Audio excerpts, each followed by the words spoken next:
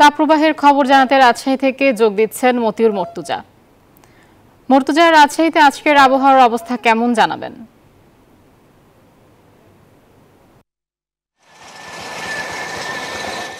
আশা রাজশাহীতে কিন্তু বিগত কয়েকদিন থেকে অতি তীব্র তাপপ্রবাহ চলছে এবং এই অতি তীব্র তাপপ্রবাহে বিপর্যস্ত জনজীবন। আমরা যদি গত 24 ঘন্টার কথা বলি, গত 24 ঘন্টায় রাজশাহীর সর্বোচ্চ তাপমাত্রা ছিল 42.6 ডিগ্রি সেলসিয়াস এবং বাতাসের সর্বনিম্ন আর্দ্রতা ছিল মাত্র 12%।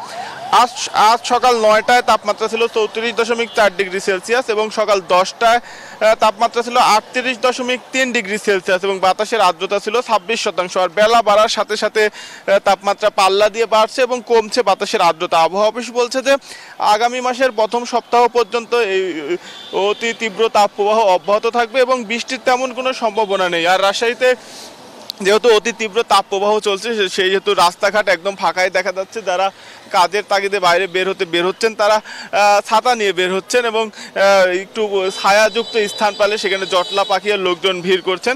আর স্বাস্থ্য বিশেষজ্ঞরা বলছেন যে যারা শিশু এবং বয়স্ক রয়েছেন তারা যেন প্রয়োজন ছাড়া বাড়ি থেকে বের না হন। এই ছিল রাজশাহী থেকে সর্বশেষ। আয়েশা, ফিরে যাচ্ছে আপনার কাছে। মর্তুজা, আপনাকে ধন্যবাদ।